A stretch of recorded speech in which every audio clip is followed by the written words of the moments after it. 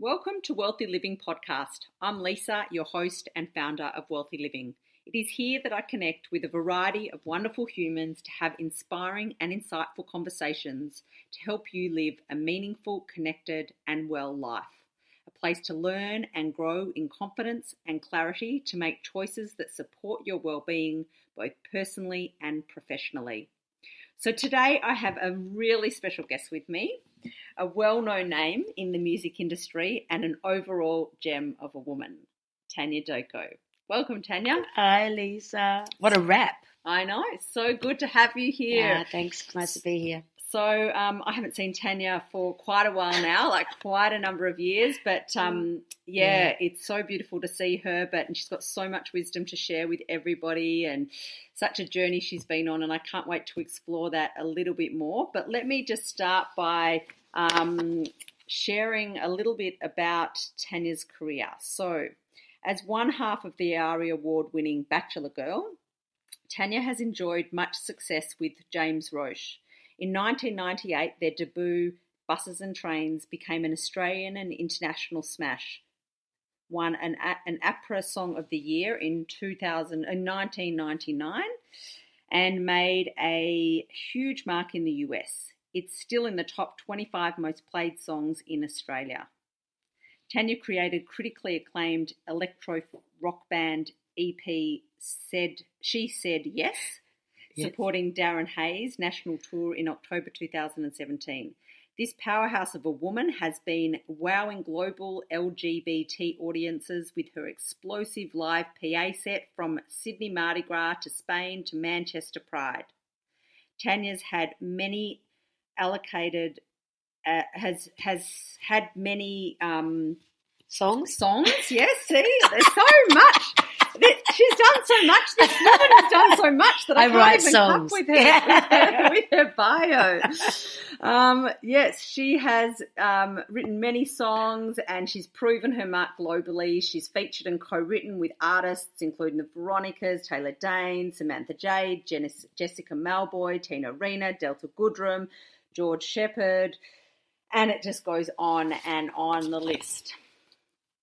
Okay, her versatility has also seen her shine in the EDM world, streaming highly and featuring on major Spotify playlists. Tania resides both in Sweden and Australia and is enjoying new successes as a solo artist. Her recent participation in the SBS's Eurovision Australia Decides and Single Piece of Me ignites an exciting new chapter for this singer and songwriter. So Bachelor Girl has just finished touring and done an Australian circuit tour. We just did one. We're just finishing up now, so I'm about to head back to Sweden. Yes. So you were doing that with on the back of or touring with people like Farnham and Icehouse and Diesel. Correct. Through Australia. Yes.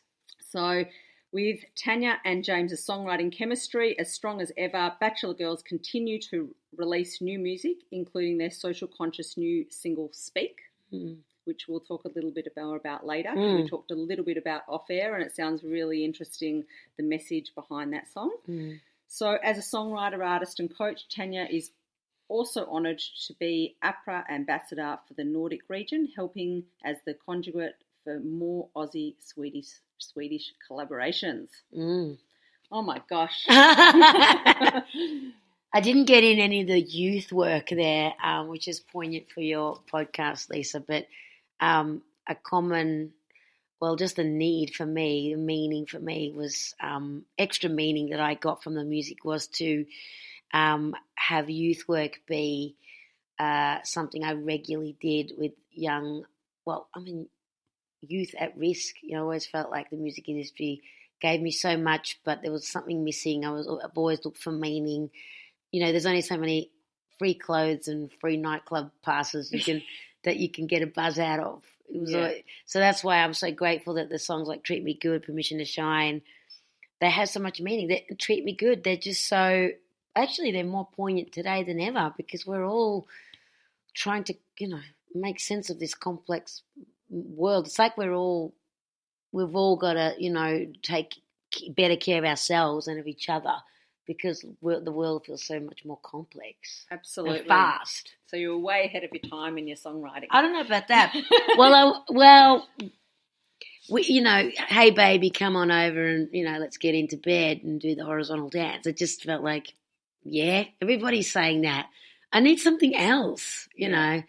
But like your good self, Lisa, we are always craving, meaning and purpose. So I've always done that in my songwriting. Try to. Yeah, and that's amazing. And, everybody obviously does things in different ways and uses different creativity to do it, and some might do it more in writing, and these days with the digital world, which has its positives and negatives, which we talked a little bit about, but the positive is that there is a platform for people to share and help people really discover their meaning and really inspire people on that path. So, doing that with your songwriting and having the ability to be able to share it, like you said, through things like Spotify playlists and, really share the music out further and have that greater reach and be writing songs that are so meaningful can really maybe, help some of these disadvantaged youth that you talk about, or even just other people. I mean, in their lives, there's so much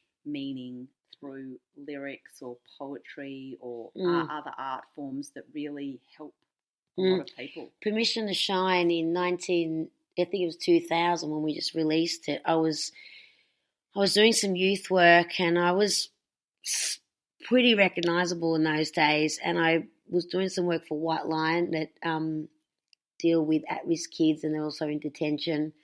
And I went into the boys' unit, like late teens, and they were looking at me like, what's this silly pop star going to do? What could she possibly do? I mean, apart from kind of being a bit, I was a bit creeped out by them, actually. It felt a bit sleazy, it felt. And then I just I saw the little boys in all of them, the woundedness and everything. And I thought, you know what, I'm just going to sing for them. So I sang Permission to Shine, and at the start of the song, I thought, stupid pop song. And then it gets to the line, guess what, I'm going to try to break free from this prison I've built. And we're in a prison. We're in a youth detention centre, and it's, wow. I mean, whenever I do Permission to Shine now, I actually do go back to that place, and I see the little child in everybody, broken, whether you actually created a prison for yourself or not. Obviously, it's a metaphor. Yeah. But it was real. I was actually in a prison, and they all got it. Like, in that moment, I saw some tears. It was a complete transformation. The end of the song, they came over to me and wanted to know me. Wow. And we even shared hugs. So this was the power of music. There's nothing I could have said to them that would have been as powerful as that song. Yeah. So we do create prisons for ourselves, and they manifested that prison for themselves. And a lot of them are hard done by. Their parents are in jail and drug affected, neglected. I mean, you can hardly blame them for being there. In fact, they keep choosing the prison because it's a viable option than society, Yeah. So the power of music was exemplified right there. So did you have an experience when you were young that music really touched you in any way, and therefore it was something that you had this talent that was obviously uncovered, I assume, at quite a young age, and you wanted to give back through music for that, or was it just something that brought you joy? Both. I mean, I think I was always a sensitive soul, and I think being the youngest of three girls, but I was 12 and 14 years younger than my big sisters, they'd always put me up on a coffee table to sing, and I got a lot of love and attention from that, and I figured out, I feel kind of special doing this, Yeah. Of course, that was addictive too, so it was my strong suit and then my thorn in my side, because if I wasn't getting that attention, there was something wrong, you see? Now, I just felt a pure joy. I just loved to sing. I got a natural high from it. And then when I was in my teenage years and I started to sing properly for them, like perform and piano, my Italian family were quite tough on me. They'd point out, maybe they'd criticize me before they'd acknowledge me. And I think I struggled with that run and cry in my room and, you're not nice and you're always picking on me and my hands and I'm too loud rather than acknowledge me. And I think for the longest time I sought their approval. So I was trying to prove myself, and I lost the joy. It was like I just needed their approval, through the music.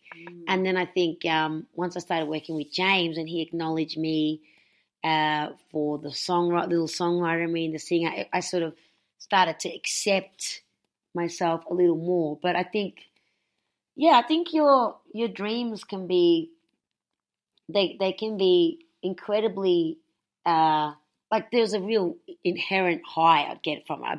It was a passion, but they're probably, you're facing your demons in chasing your dreams too.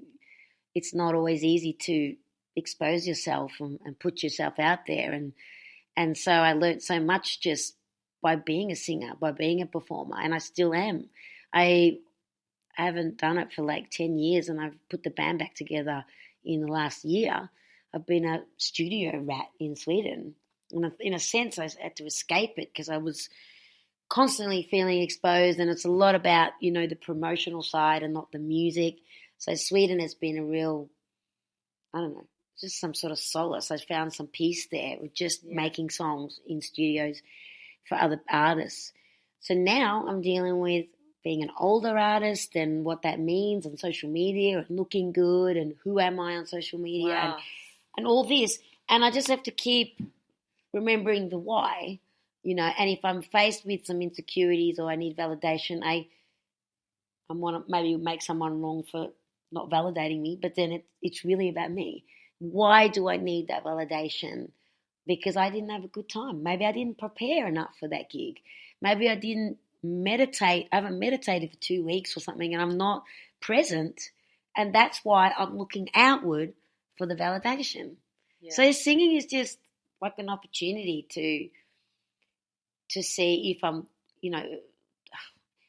am I really looking after myself? Where's the self-care? Is it gone out the window?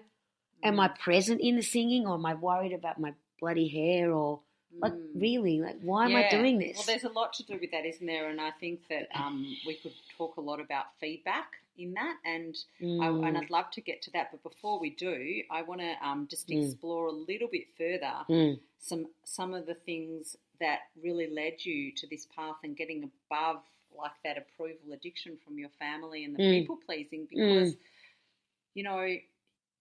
it's interesting because you said that in some ways you were fighting this constant battle to having to prove to them that you wanted to do this, and it would have been so easy to give up at that point. Yes. So in some ways, was the approval addiction or the need to, get your parents' approval? My sisters was that and almost like your bullish, that actually got you further in some ways because you were adamant and you obviously had a determined personality to begin with. Yes. So you were determined that you were going to do whatever it took to prove to them that you could be successful. Was there any part of that you think helped the drive? Yes, it did. Rather than for sure. It? I mean, I'm very fortunate. I come from a loving family, so don't want to give them too much of a bad rap. But certainly, Mum said, look, if you don't finish your university degree, so I did do criminology and psychology at Melbourne Uni, you are not going to do your music. It was sort of a bit of an ultimatum. Okay, so you did still go and study. I did do it, and I'm glad I did it. I mean, it was tough love, but look, it was a great backdrop for the music business. It's not, you've got to work hard. Okay. You've got to, it's more than having dreams and talent.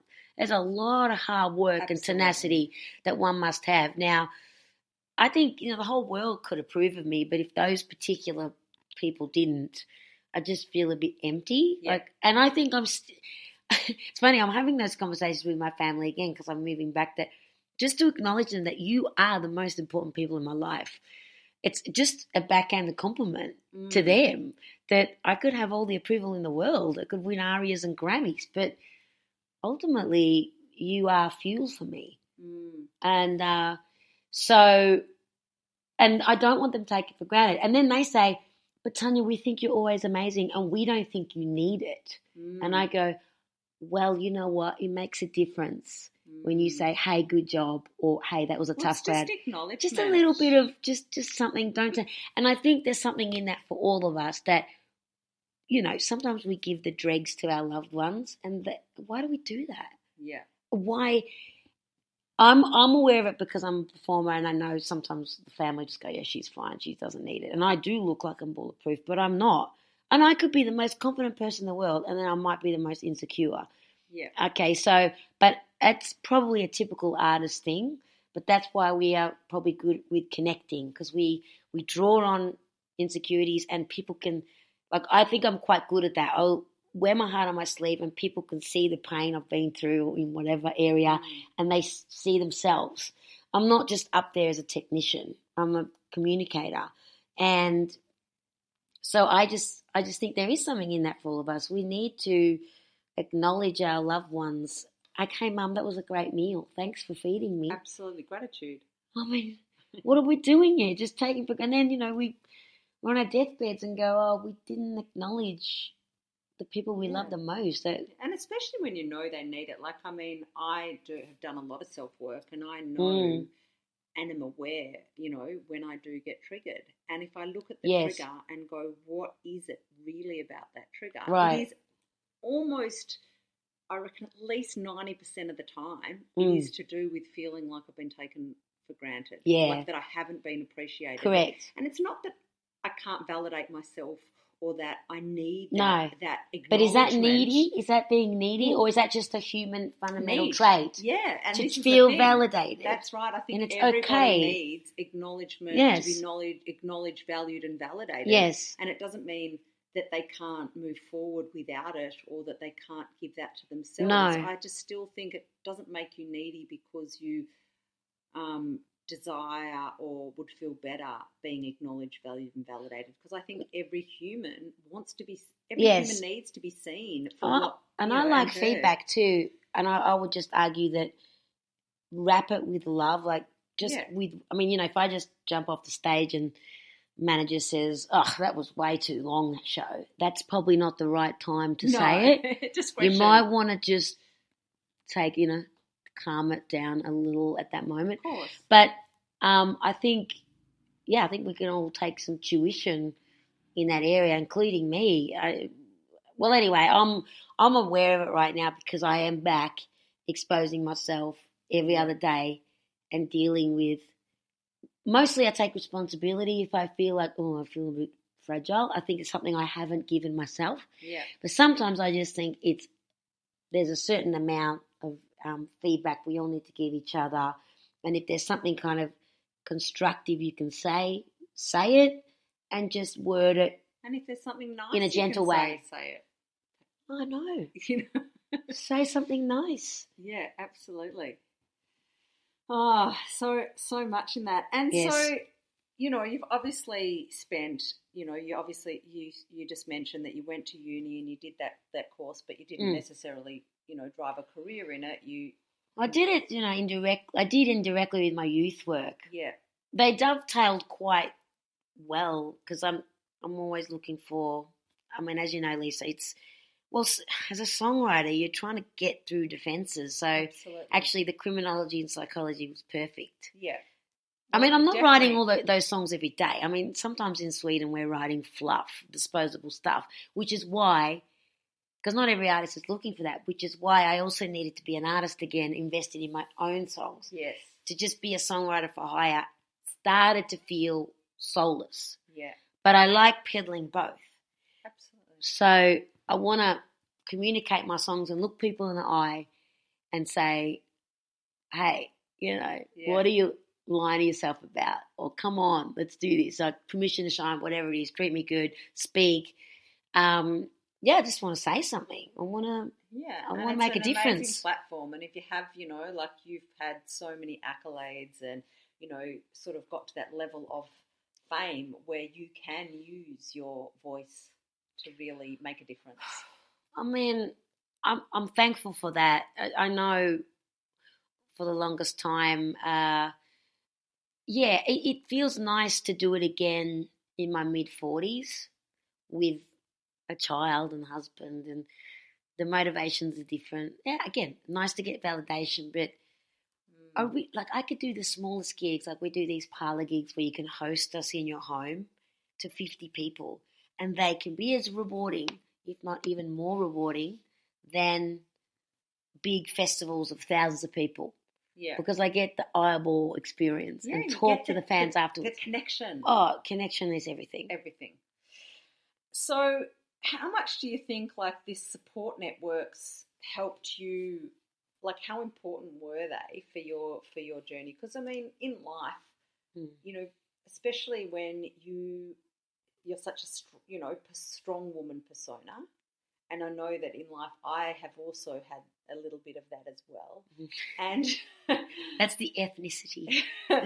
And, you know, so much of the time we can travel on our own path, determined to get from one spot to the other. Sure. And not be great at receiving support, but kind of knowing we need it. Like, how have you navigated the whole support realm? And then also, you know, you do so much collaborations in that as well, because that's support as well. So how much has support impacted your success? Everything. If you think of it I think of it like a tree. So self-esteem is like the trunk, and the branches are the support network. And if you don't have any support network, it's a pretty ugly looking tree. It's solitude isn't fun. And I've learnt the power of team working with James Roche. For the longest time, we had a big break from each other, and that was smart. Me going to Sweden and us doing our own thing creatively and other jobs. We come back and it feels fresh. So I think you need to know when a certain, like I felt always supported by family, but I also needed to grow up emotionally. And again, Sweden was a really good solution to that. And I learnt the power of team in other networks. New teams, I think, can give you a lot of creative energy, and a new environment for me was very inspiring and very conducive. Stockholm is a very creative environment. So I suppose we have a song, Bachelor Girl is a song that we'll release next year called Nobody Can Do It Alone. And but it doesn't talk about literally people, although it does imply it.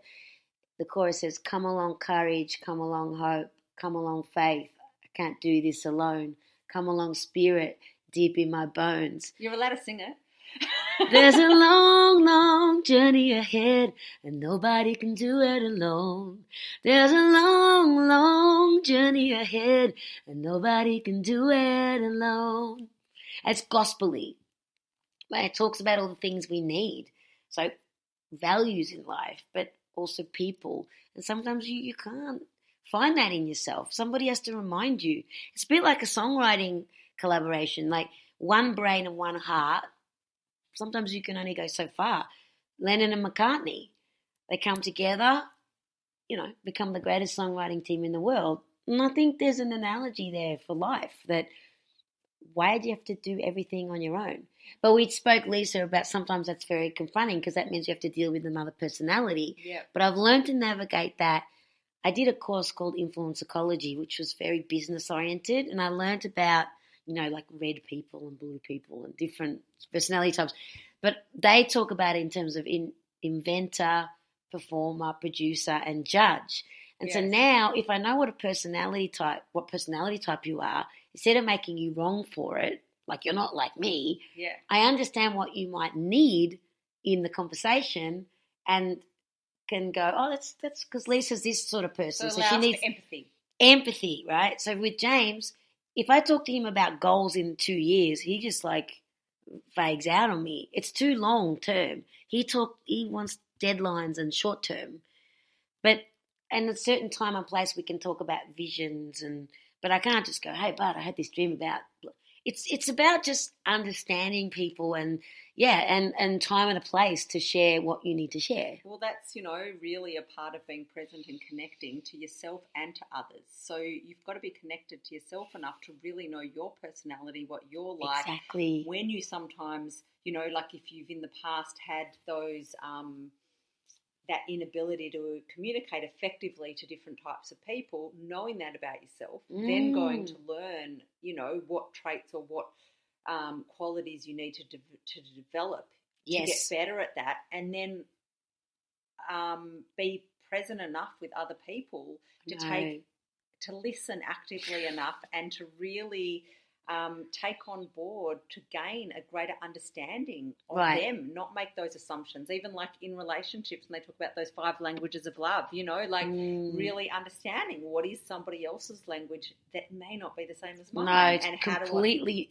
not wired like me, but it's not worse or better. It's just is. It just is. That's right. And I talk a lot in my work about values, you know, really coming back to your values and making values-based choices. But you have to do the work. There's no getting around that. And it doesn't have to be this work like it sounds so laborious. It's actually just really doing reflection of like looking back at, you know, what's important. Well, also like understanding your trigger. Like you can't, influence psychology talk a lot about your biology. You don't have to fight it, but you have to notice it. Yeah. Oh, that's my biology. But do I react from biology, or do I make a conscious choice to, well, that's just my biology and I don't have to like vomit on that person right now. Yeah. Like I want to be sick on them. I want to bite their head off, but no, they're just... But, you know, ideally everybody's noticing their own triggers. Yeah. And if they're not, you know, I don't want to talk about, you know, people that are highly evolved and not. But let's face it, if you're in business with someone, for instance, that isn't that highly evolved or they're not noticing. Intelligent. Yeah, then it can be really tough, because then you're like high school behaviour. You're almost stooping to this playground behaviour, but... I mean, you just got to take a chill pill, I guess, and just leave the room or something, or journal it, or use it as an opportunity to develop your own communication skills. Correct. The ability to develop patience and tolerance and all of those sort of virtues. Yes.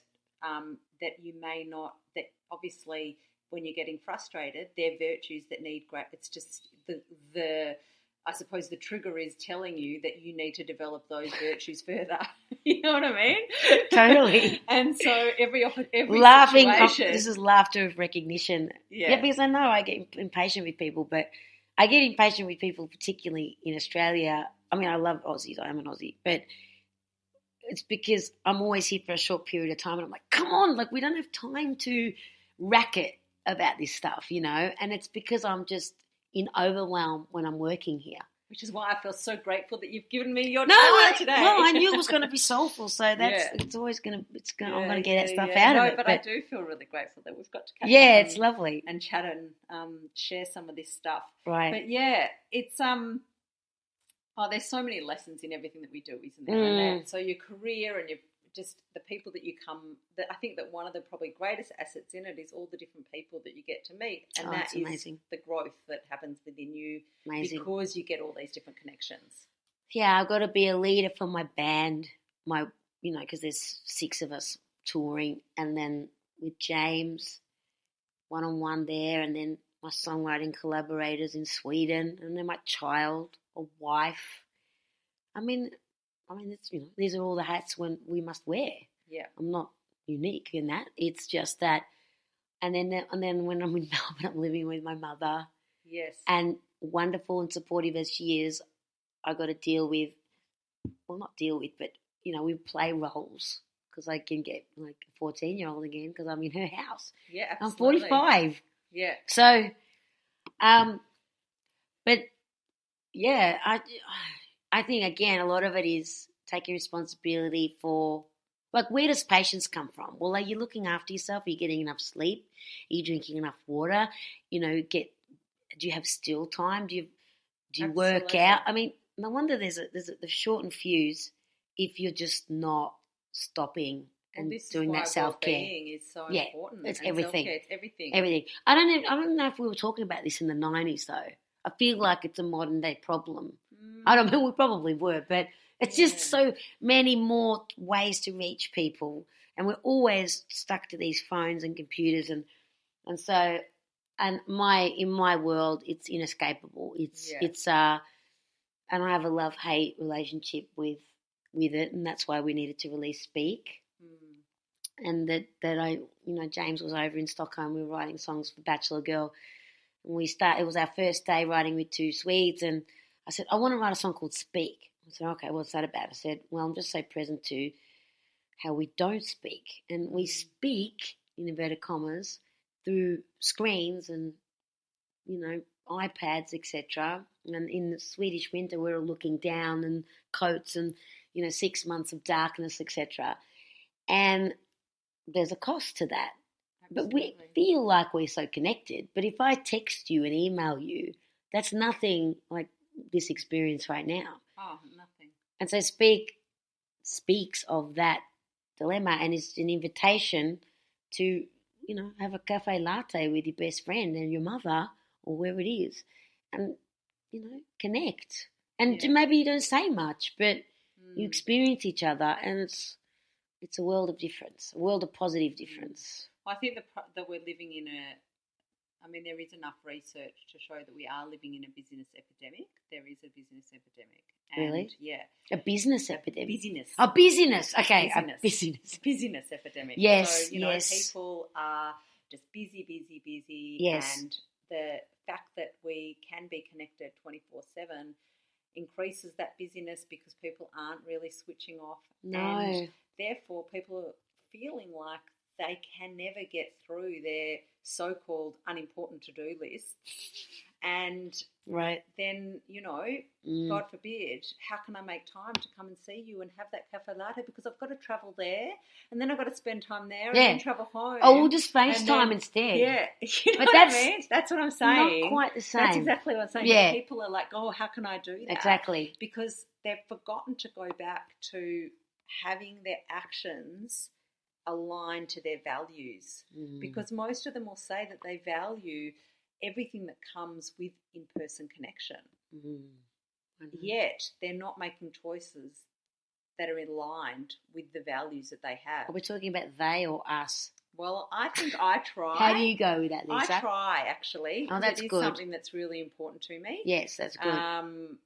But yeah, me too. When I get towards Melbourne, I'm right. I've got to eyeball you. But I definitely get caught up in sometimes. It is easier to just, ring or ringing is better than texting. But sometimes it does feel too much and life feels too busy. But I really do value the in-person connection. Me too. And I get on it when I'm sharing with my friends like big life stuff in text. Like, why aren't we calling each other?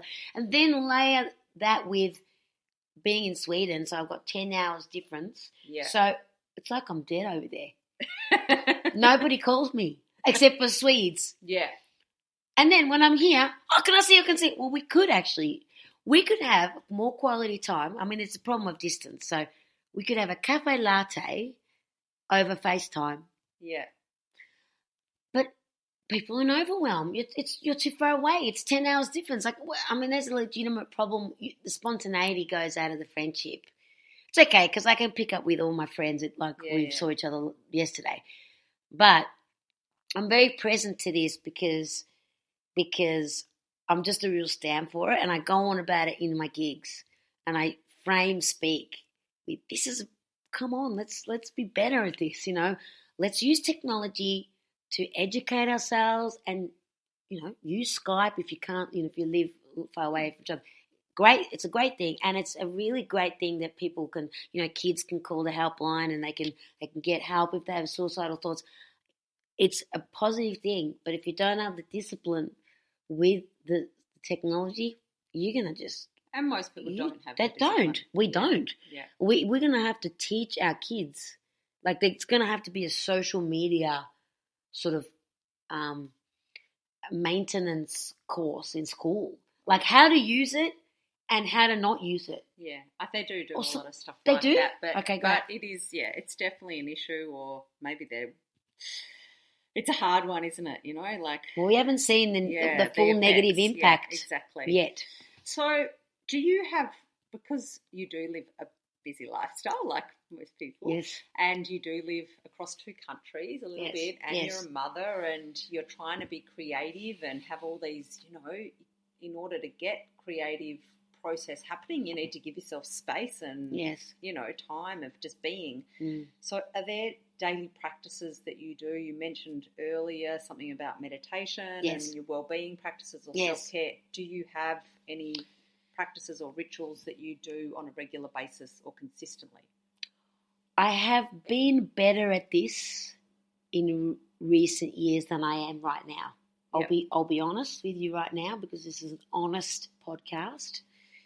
And I've noticed how my inconsistency has an impact on my actual singing, not the business. The business is doing really well because I'm really good at that. I'm almost emasculated as a business person, But that's the challenge for the artists, that you have to be a lot more business savvy these days. A whole lot more you have to do now than in the 90s for half the results, but it's okay. And now, and that's why this is an apt conversation, I need to be more disciplined with my daily rituals. I mean, I just need to not jump on the phone as soon as I jump out of bed or on the computer. I was so much better with I used an app, the Active app, to do my training and go out with a personal trainer in my ear, and I didn't need to go there. I don't like the gym because I live in a forest in Stockholm, in archipelagos, and I use the environment. I'm very much about nature. I love it, and it was incredible. And in recent weeks and months, I've let it slip. And I've vowed literally this morning to be better. So that is been part of my daily ritual and daily meditation. I also swear by the artist's way. Julia Cameron, morning pages. Yep. I have been a big journal writer, but I also let that slip. So, look, I mean, I know what to do. It's not that I can't keep learning. Most people know what to do. I mean, what's it going to take? Knowing and doing. It's just crazy, you know what? Yeah. But when I get depressed, Lisa, after a gig, that I wasn't present in the gig. Not even about the notes or the perfection. It's about being in my skin. I think I worked that hard for the gig, and I just watched myself do the gig. It's like I was watching myself do it. Now, there's rewards like money, and it comes and goes in music business, but the greatest reward is the connection to the self and the audience. And if I didn't come off stage feeling that, I've only let myself down. Yeah, absolutely. Like when I asked you, prior to this podcast, when we were speaking about you coming, and I said to you, I asked you what you believe connection means to you. And you replied with being present to whatever I'm experiencing and truly present to others. Yeah. So with and so that was what your definition of connection is. So I suppose when you don't feel that presence within yourself, and therefore you don't feel the connection, then you kind of probably don't feel the success. No, I don't. Look, I can fake it, and people will feel, oh, wow, you're on fire, or no one will know, but only I will know. Of course. And it will always be a certain standard. I mean, even a bad gig isn't too bad, like on the outside. But that's your talent. Sure, it's not my experience of it. And since this is all about soulness, this pod, it's about what was the missing piece? Did I stop before? Did I do my exercises? I mean, I'll do some warm-ups, but look, a lot of this can be the busy, again, I might be worrying about my identity or my makeup or my social media, and maybe the conditions at the gig aren't the best and there's no space, but it's my job to create it. So if I haven't, again, I'm spoiled. We've had an incredible career, although, we had a long hiatus, but I always get something out of the gigs, and I've had a really good time this last few weeks. But on the other hand, sometimes I've come off stage and I feel a bit flat, and I think, what happened? Why do I feel flat? And I can always bring it down to the self, and that's just because I'm a hard taskmaster. I fought that with my family. I always wanted something else. I didn't, I moved to Sweden for something. I've always wanted such connection. It's not enough to be, and it was pretty good. It's just, I mean, I've had to accept that some audiences might not feel like Wembley Stadium. That's okay. Yeah. But it's something that's why I love to sing, because even if it's just to make them feel good and dance, that's cool too. Yeah. That's amazing. But I want, crave the deep connection. And maybe it's really firstly with myself that if I haven't got it with myself, how can I really get it across? And I'm finally getting that, but they're very apt questions you ask, Lisa, because I've been wondering this new chapter for me as an older artist. Why isn't it just enough to be on, to headline a festival? Why isn't that just enough? It's amazing. You're getting these great gigs. Am I being ungrateful? I'm grateful, but sometimes it can be something that's missing. Because I think as we get older, there's this element where we really look at fulfillment, and also what gave us fulfillment at one stage in our life isn't necessarily what gives us fulfillment later on. So when you mentioned before that James is that person that doesn't want to do these 10-year plans, but maybe there's good reason. Maybe you can't. Maybe we change over time so often that it's always good to just stay present and present. What are our needs right now? Correct. What will bring us fulfillment at this stage? Yeah. And obviously with business, there's got to be a little bit of foresight into the future. Absolutely. But we sometimes so often people ask those questions. What's your 10-year goal? What's your 5-year goal? We're coming to the end of a decade now. And gosh, my life, there's been a lot that's happened in this decade. Lots of highs, lots of lows, lots of challenges, lots of changes, so much. Would I have been able to tell you at the beginning of the decade that is what's going to be? So ultimately I would have wasted my time trying to do that. I know, but it's a paradox. You do need to have, not need, but it's great to have vision. Of course. But I mean, what's your experience of something right now? Yeah. Right now, and right now, and right now. And right now I'm present with you, and I'm grateful that we have the awareness to care about each moment. And I think sometimes it's a lot of this chasing. Maybe also you're running your business. You're not accountable to anyone else but yourself, right? Yeah. And I think that's the beautiful freedom. But it means you always have to chase and chase and chase, and then maybe you're not so present. So if you're working for someone else, maybe it's just you're more in the moment because you're not thinking long term about your own business. You're just accountable to someone. Yeah, I mean, I don't know. I think that's probably the case for a lot of people. I think I've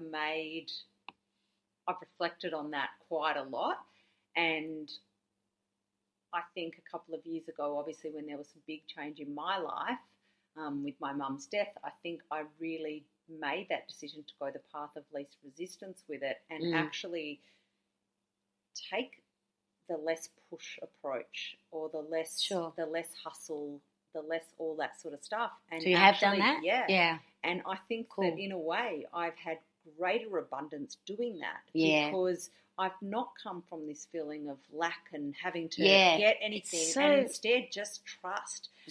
Just be. Yes. Do what feels good. What is fulfilling. Yes. Align with my values. Align with my bigger why. Yes. And then allow. And trust. And I think that is also for any creative that we do need to be more business savvy, but you've got to be careful that it doesn't spill into ruin the art.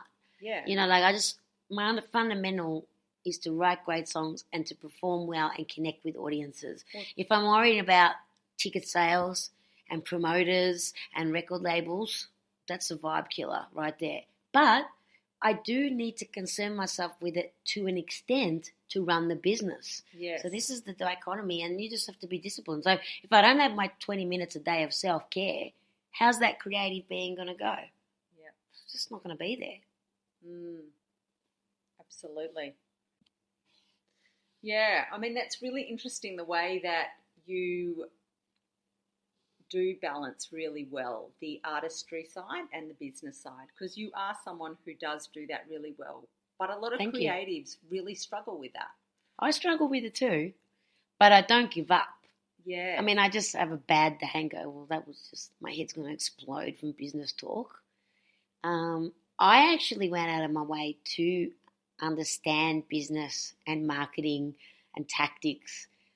If this Bachelor Girl 2.0 version that we're doing now, I said to James, if we're going to do this again, I want to understand business tactics more. So I feel like I can represent the band or have big conversations, almost be more audacious in business than I have been. And the challenge is, not to feel like you're selling your soul or to keep the art alive, art before chart, etc. Now, it's a tricky balance, but the business side is inescapable now for an artist. I mean, you can't be a dumbass. You just got to have some sense, or at least get the right team around you. I mean, no one's expecting you to be an expert in all things. That's not. You should specialize, but know when to delegate, know where to spend. Work hard to create. I mean, money makes a difference with. That's right. To market, but also to align yourselves with great producers or great songwriters or. To it takes a village. Because I think that even like not just necessarily music, that part of arts, but whether it be performance, whether it be visual art, in the whole area of arts, I think that challenge that I see with a lot of creatives is that yes, there are some who really struggle with understanding a lot of business processes. Sure. So, yes, you can go and, learn more like you've done with that. Sure. But there are a lot of artists out there who actually are quite knowledgeable when it comes to business processes, and you can give them a business that has nothing to do with their art and they can really succeed at it.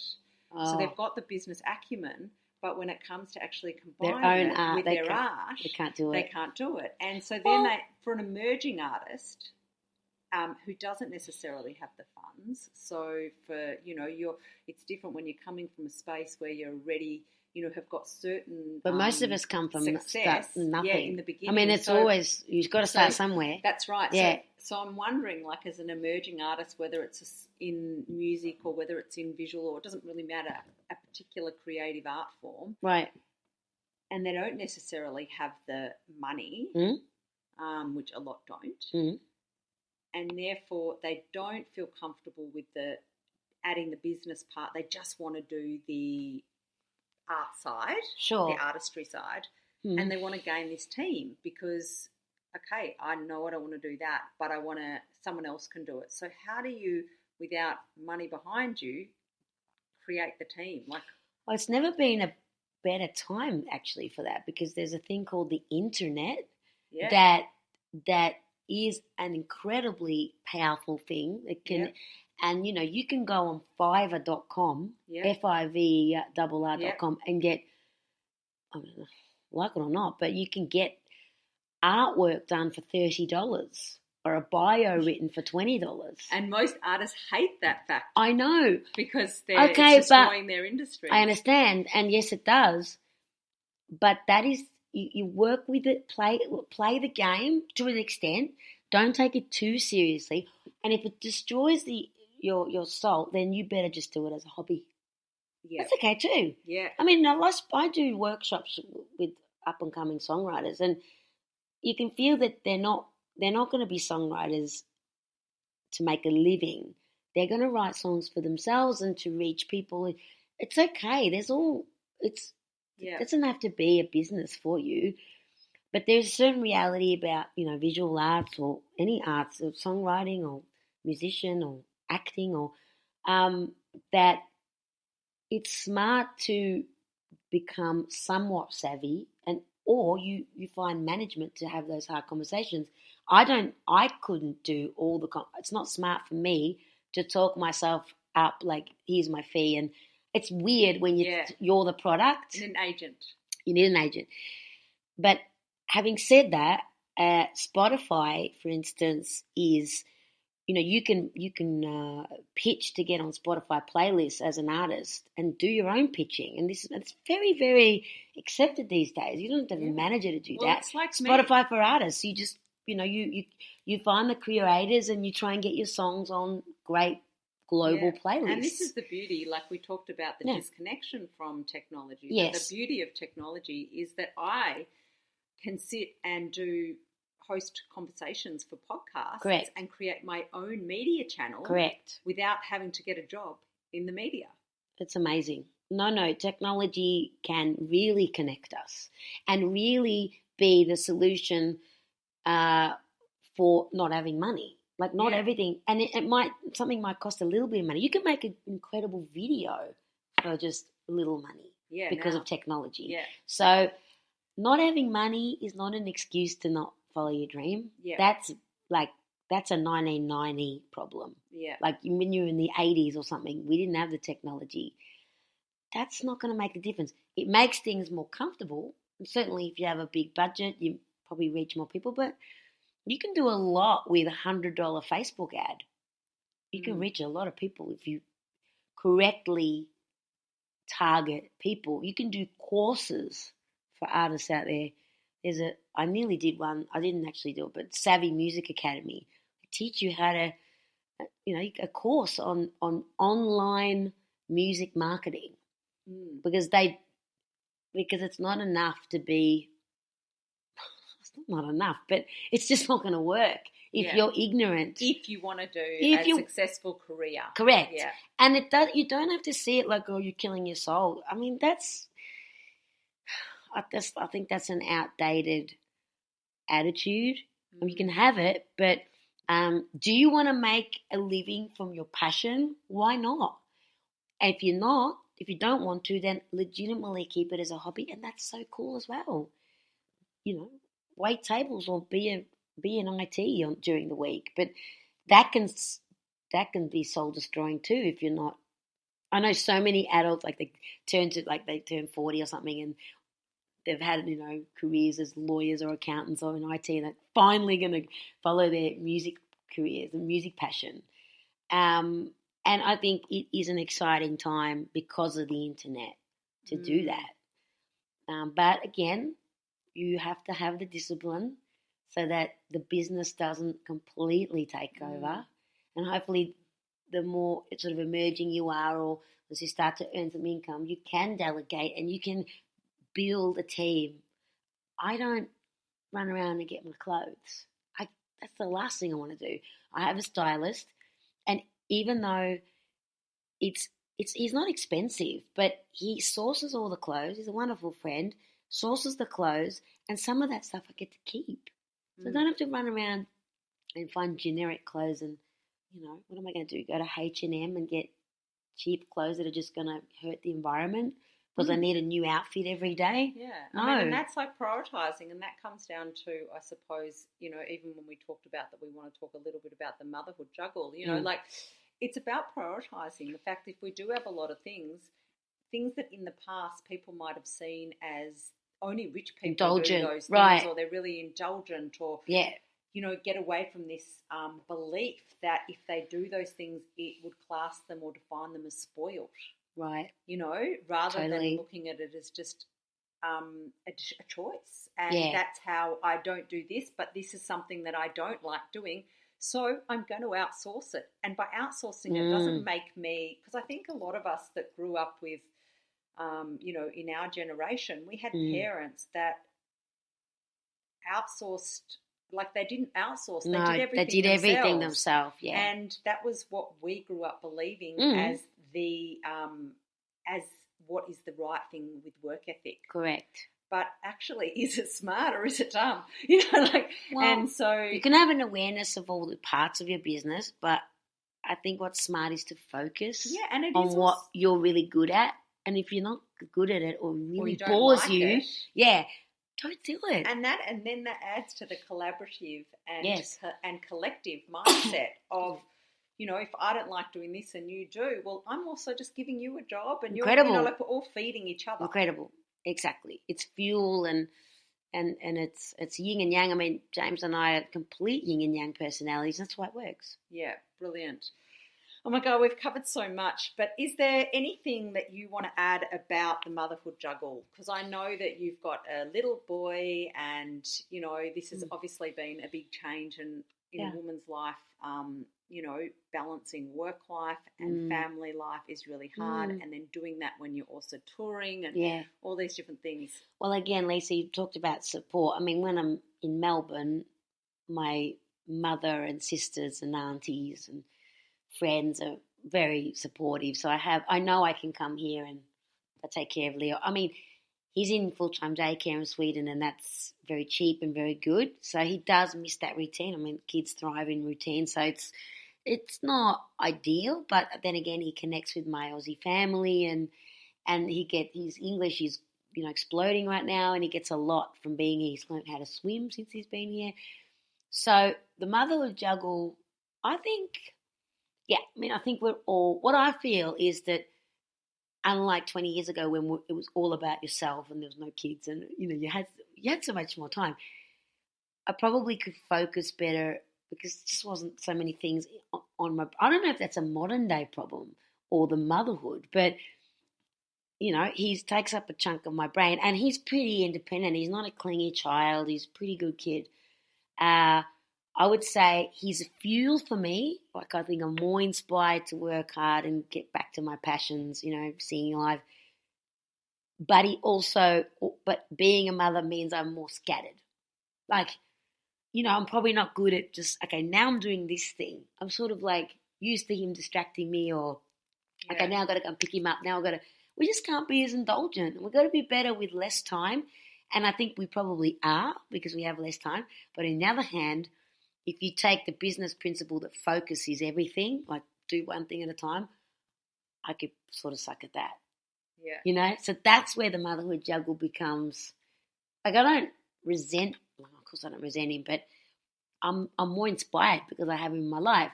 But I'm probably less, like, I just feel like I'm trying to do 6 things at once. Yeah.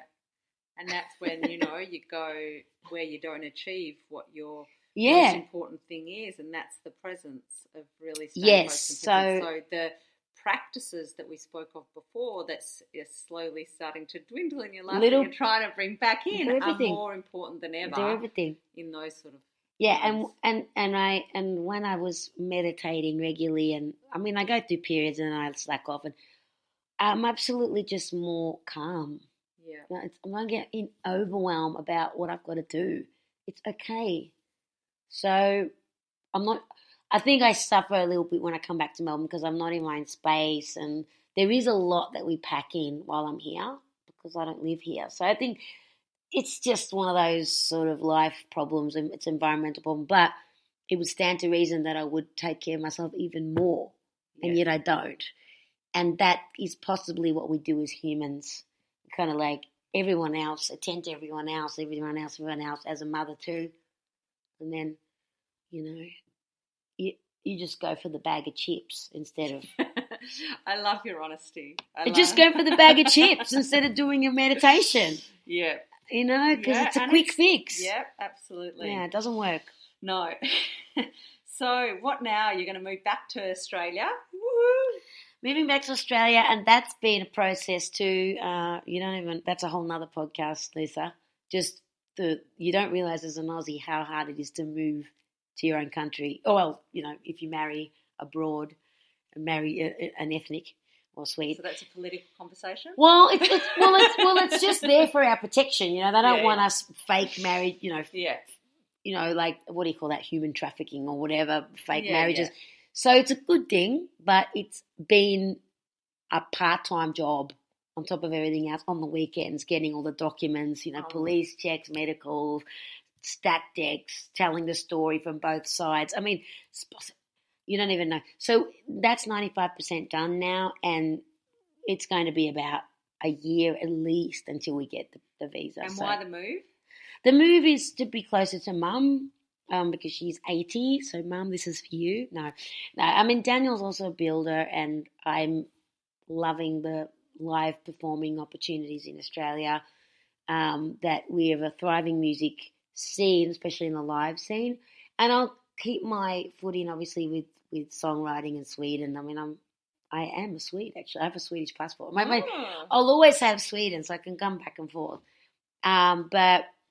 And Daniel's a builder, and obviously it's a good place to it's a thriving business here, to be a builder. So we'll just come back and see how it goes. But we might not live in Melbourne. Might be, I don't know, might be Great Ocean Road. I don't know. Oh, we'll see. Ahead. Well, I just want a piece of Sweden in Melbourne, and that's not probably going to be Melbourne.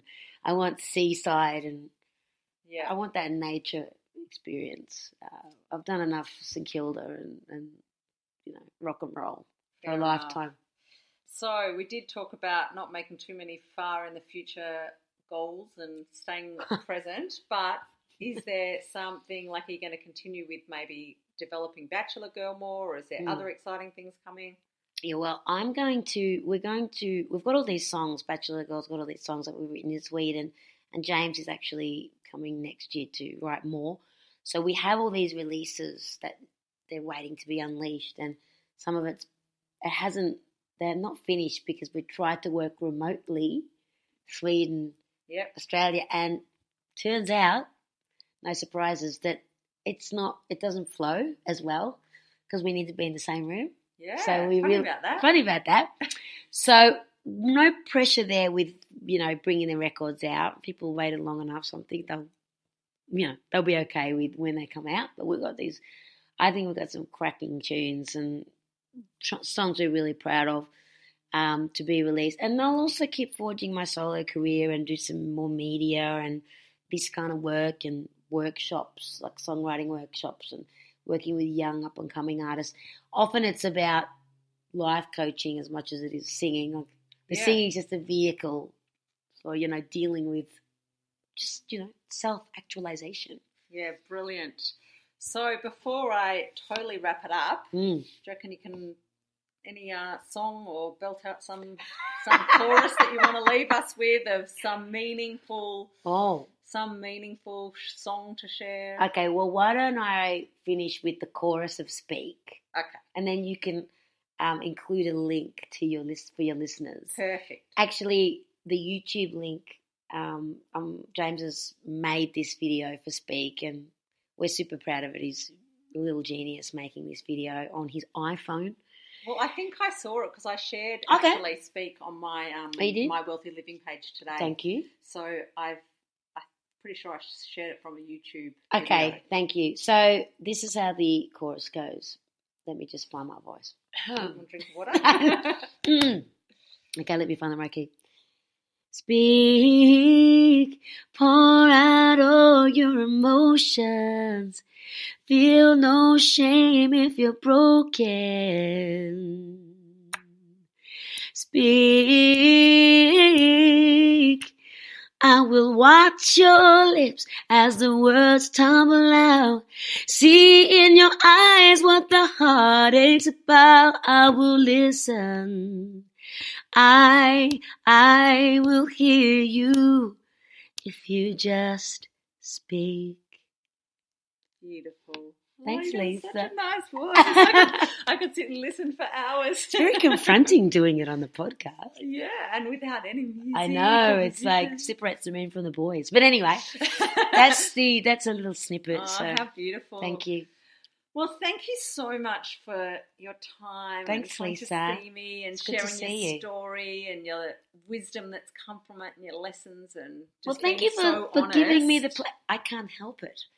I mean, I just can't, as Jerry Maguire, I can't, what did he say? Oh, God, now I missed I can't do the bullshit thing anymore. I can't even remember what it is, but it's a great line. Yeah. That I mean, we don't have time for that. Yeah, but, I totally get it, and, I really appreciate and I love a truth speaker because, from a truth speaker to a truth speaker. Yeah. Yeah, but thank you, everyone, for tuning in today, and I'd love to know what your biggest insight or takeaway is from today's conversation. So just leave a comment and let us know. And if you'd like more information on Tania or Bachelor Girl, be sure to follow her on her social media sites and websites. Bachelor Girl Facebook page, bachelor.girl.official for the Instagram. I've got a Tania Doko Twitter. Oh my goodness. I'll give you my phone number if you like. No, we can speak. Yeah, there's many ways to reach us. I'll put all of those onto the show notes. Thank you, Lisa. And hey, well done to you. Oh, thank you. You know, it's been some time, and this is great that you have this platform and making a difference out there. It's lovely. Thanks so much. So if you've enjoyed today's episode, please share it with your friends. Consider subscribing to the Wealthy Living podcast on iTunes and the Wealthy Living YouTube channel so that you can listen to more conversations with wonderful humans whose stories, knowledge, actionable ideas and wisdom can help you live a meaningful, connected and well life both personally and professionally. I'm Lisa, an integrated life, clarity and wellbeing coach, a workplace wellbeing consultant, a conversation facilitator, and an event creator and host. To find out more about my services, you can visit my website at Wealthy Living, WELLTHY living.com.au, or connect with me on all my social media channels. Until next time, remember, connection is medicine.